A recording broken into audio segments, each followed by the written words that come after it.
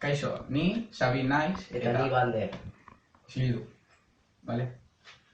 Bengoetxe institutuko ikasleak gara Eta 15 urte ditugu. Isildu ba!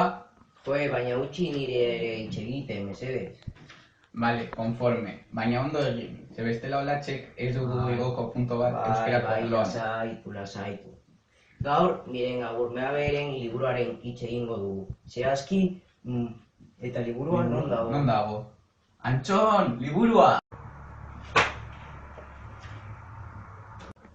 Liburuaren izenburua zer da ba maitasuna da, eta bere argitaletxea Elkar deitzen da.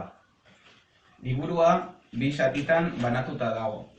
Alde batetik, mutil batek bere maitasun istorioa kontatzen du bere ikuspuntutik. Eta beste aldetik, neska bat. Liburuan bi pertsonaia daude, eta pertsonaia horien izenak Mr. Eiza eta berezi dira. Nire ustez, liburua ulertzeko nahiko zaila da, zehetasun asko daudelako.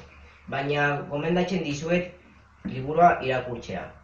Euskera nahiko ondo menperatzen baduzu.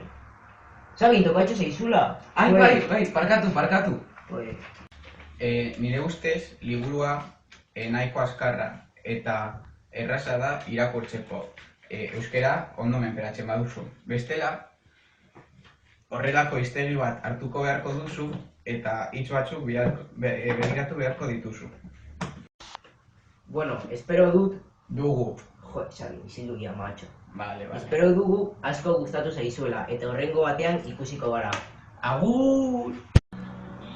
Lan hau Bander eta biok egin dugu, baina berari esker bukatu dugu. Eskerrik asko, Julen! Eskerrik asko!